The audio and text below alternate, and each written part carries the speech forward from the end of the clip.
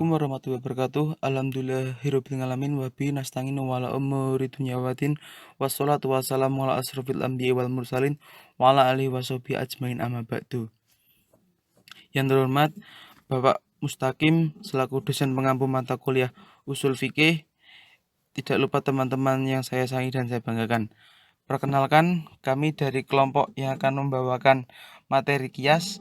Kelompok kami terdiri dari Muhammad Abhawafi, Fazilah Arifin, saya sendiri Muhammad Saiful Hidayat, dan ada Mbak Vina Hidayati. Langsung saja kita ke materi pertama.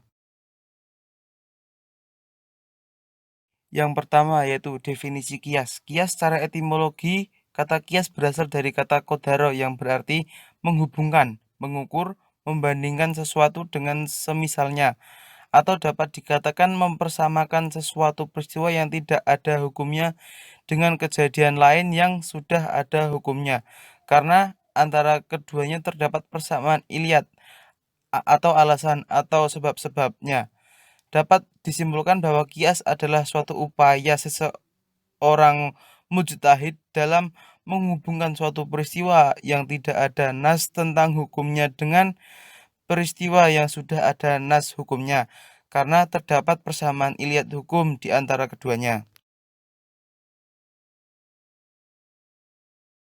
Yang kedua yaitu dasar hukum kias. Dasar hukum kias ini dapat dilihat di surat An-Nisa ayat 59. Saya bacakan artinya. Hai orang-orang yang beriman, taatilah Allah dan taatilah Rasul-Nya, dan ulil amri di antara kamu. Kemudian jika kamu berlainan pendapat tentang sesuatu, maka kembalikanlah ia kepada Allah dan Rasul.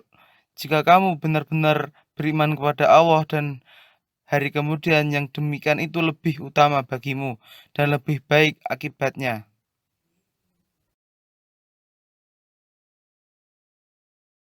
Ketiga, ada hadis. Hadis yang berisi dialog antara Rasulullah SAW dengan sahabat Mu'adz bin Jabal. Ketika Mu'adz itu dikirim menjadi hakim di Yaman, dalam dialog itu Mu'adz ditanya oleh Rasulullah SAW bahwa dengan apa engkau akan memutuskan perkara yang dihadapkan kepadamu.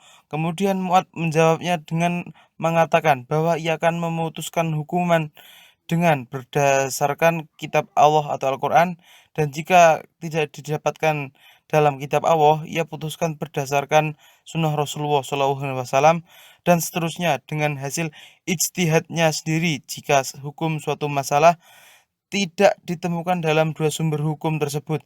Mendengar jawaban ini, Rasulullah SAW mengatakan, segala pujian bagi Allah yang telah memberikan taufik atas diri utusan Rasulullah. Hadis riwayat Tirmizi. Yang berikutnya adalah ijma ulama. Alasan lain yang dikemukakan oleh jumhur adalah ijma para sahabat. Dalam praktiknya, para sahabat menggunakan kias seperti apa yang dilakukan sahabat Abu Bakar terkait dengan persoalan Kalalah yang menurutnya adalah orang yang tidak mempunyai ayah dan anak laki-laki. Pendapat ini dikemukakan Abu Bakar berdasarkan pendapat akalnya, dan kias termasuk ke dalam pendapat akal. Berikutnya logika. Menurut jumhur ulama usul fikih, bahwa hukum Allah mengandung kemaslahatan untuk manusia, dan untuk itulah maka hukum disyariatkan. Yang berikutnya ada rukun kias. Yang pertama, asal atau pokok, yaitu suatu peristiwa yang sudah ada nasnya, kemudian dijadikan tempat untuk mengkiaskannya. Yang berikutnya ada far'u, yaitu masalah yang hendak dikiaskan, yang tidak ada ketentuan nas yang menetapkan hukumnya. Yang kedua adalah hukum. Asal adalah hukum peristiwa yang pertama, yaitu hukum suatu peristiwa yang ditetapkan berdasarkan nas, dan hukum itu pula yang ditetapkan pada far'u jika ada persamaan iliad.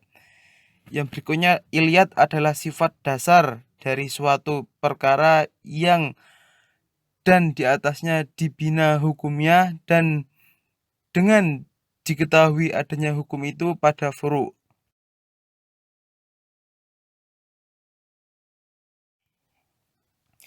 Yang terakhir ada pembagian kias. yaitu kias aula, yaitu kias yang iliat yang terdapat pada far'u atau cabang lebih utama daripada iliat yang ada pada asal. Yang kedua, kias musawwi, yaitu kias yang dimana iliat antara yang ada di cabang sama bobotnya dengan iliat yang ada pada asal. Yang berikutnya ada kias al-adho, yaitu kias dimana iliatnya yang terdapat pada cabang lebih rendah bobotnya dibandingkan dengan iliat yang terdapat dalam asal. Yang berikutnya ada kias al-adho, yaitu kias dimana iliatnya yang terdapat pada cabang lebih rendah bobotnya dibandingkan dengan iliat yang terdapat dalam asal. Kias al-adho dibagi menjadi dua, yaitu kias jali, yaitu kias yang didasarkan atas iliat yang ditegaskan dalam Al-Quran dan As-Sunnah. Yang kedua, kias hafi, yaitu kias yang iliatnya tidak disebutkan di dalam nas secara nyata. Sekian materi dari kami. Bila banyak salah kata mohon maaf. Selanjutnya silahkan jika mau ada yang ditanyakan, monggo, atau ada yang mau mengkritik silahkan.